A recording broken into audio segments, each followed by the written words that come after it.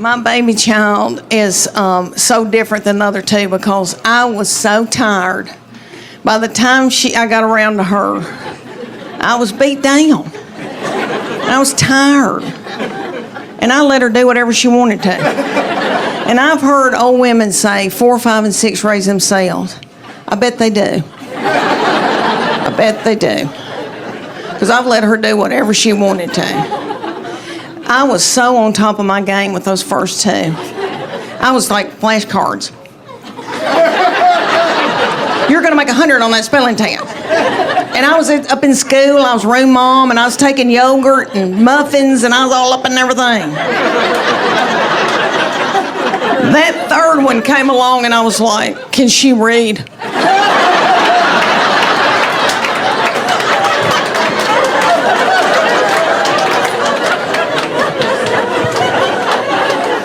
Let me tell y'all that my people are down in Middle Tennessee. I told y'all farming people, and I was raised old-timey Methodist. And my people are kind of superstitious, and there was like no gambling. You could play rook. There was no alcohol in our house. Never had alcohol until we were trying to get her married off. And she married this hoop-de-doo man that owned part of a winery, and so we all started drinking. And my little mama had never had alcohol, and she drank a glass of wine and got out of my car, and she goes, I can't feel my arms. But there was no cussing in my family. They didn't want any ugly language, so I brought that into my marriage, and my husband's people say ugly words. So I said to him, we're not going to have any cussing in this house, and I said to these children, I go, nobody's going to say anything ugly. You can't even say stupid. You can't call anybody stupid. You can't say but. If you do, you're going to be in deep doo-doo. And they listened to me. Those first two did exactly like I told them. Well, that baby came along, and it started out with spell cussing. She'd come in a room and say, what the H?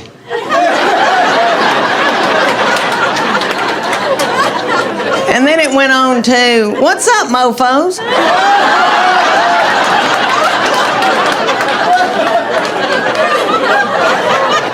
My husband's name is Chuck. She go, Chuck, you a-hole. And my husband gets so tickled and just gets so, and he'd go, oh my, you nut. And my oldest two would be like, what? She just said what? I know, we let her do whatever.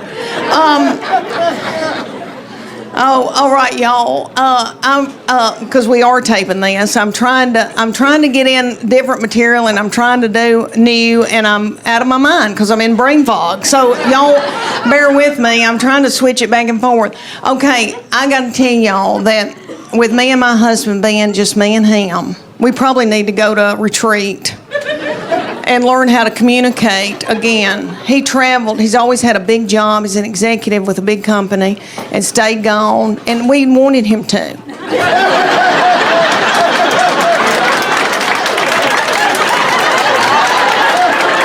I'd be like, your daddy's coming home. Clean up your room. Clean up your room. Everybody, dude. I mean, we had a ball when he was gone, honey. My husband, smart math. Anal retentive, type A, hunter and a gatherer, can kick a door in. I like that. Very, very introverted, very quiet, but very, very smart. And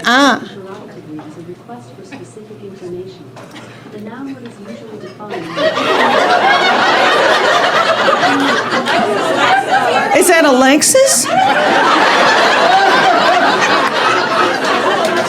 Are we boarding a plane? It sounds like we're boarding a plane.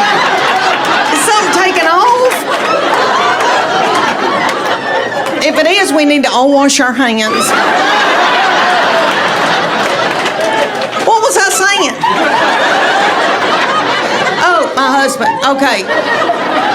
So he has always been like he worked for Burger King when he was 14. They gave him a key. So,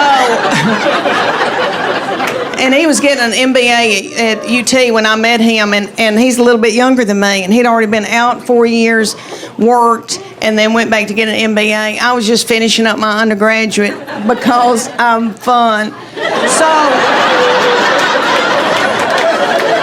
So it has been a tumultuous, because if y'all saw my purse, y'all be like, her life is out of control. And he is just like that. But anyway, now it's just me and him. And if I could give you young people any advice, I know you hadn't asked me for it, but you need to go on date nights and you need to nurture that. And I know everybody's driving in a car and everybody's fighting and everybody's got something in a crock pot, but you need to do that with your husband, because one day it's just going to be you and him, and you're going to look at him and go, who are you? And what do you want from me? So I try to do fun things, and people say to me all the time, they go, do you let your husband travel with you? And I say, no. The main thing is he's got to keep working. We need health insurance, you know? Everybody's getting their eyebrows waxed. We need to keep this going. We want him to work as long as he can. The other reason is he loves a hotel. You know, men love a hotel. And I gotta work. I gotta put on makeup and get on Spanx. And so I'll take him to a hotel and he gets a glazed look over his eyes. And I find myself doing this.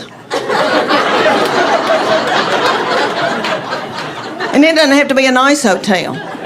It could be a Scottish Inn. And there could be a bloody spot on the carpet where there's been a murder. It wouldn't bother him. But anyway, I don't let him do that. So let me tell y'all, about 2 months after that, I got us tickets in Nashville to go see Hart and Joan Jett. I know. Little Joan Jett. It was probably about 100 degrees, and it was outside, and it was hot and sweaty and humid. Little Joan Jett comes out in leather. And let me tell y'all, she's the size of this glass. Joan Jett. But she rocked it, and she has filler, a lot of filler, and it looks good. It looks good. And I've never wanted it until now. And I think, should I get my lips plumped up? Because what happened to my lips? My lips just sucked up into my body. I used to have lips. Anyway, so she came out. She was wonderful. And then Nancy and Sweet Ann and Nancy came out, the sisters, Hart. Ann's the oldest one, you know, the dark-headed one. She came out in a big pair of orthopedic tennis shoes.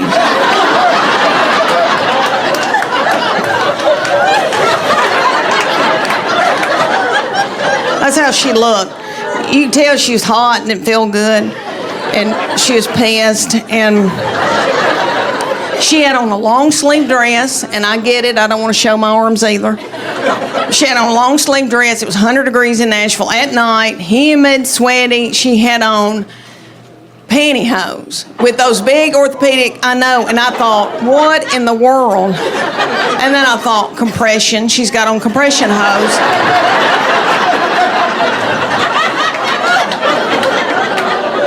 But she sang like a bird. And then Nancy, sweet Nancy's doing okay. You know, Nancy's a little bit younger. She can still jump. But they were wonderful. Anyway, we try to do stuff like that. And I've told him, I said, we need to build intimacy. And not your kind of intimacy. Because he, you know, everything just means grabbing my breast. And even if he hasn't spoken to me that day. And I said,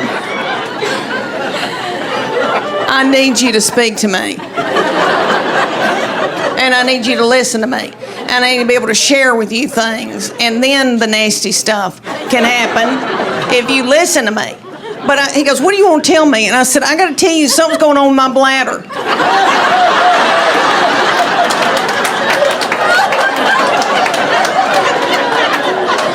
He said, I don't want to know.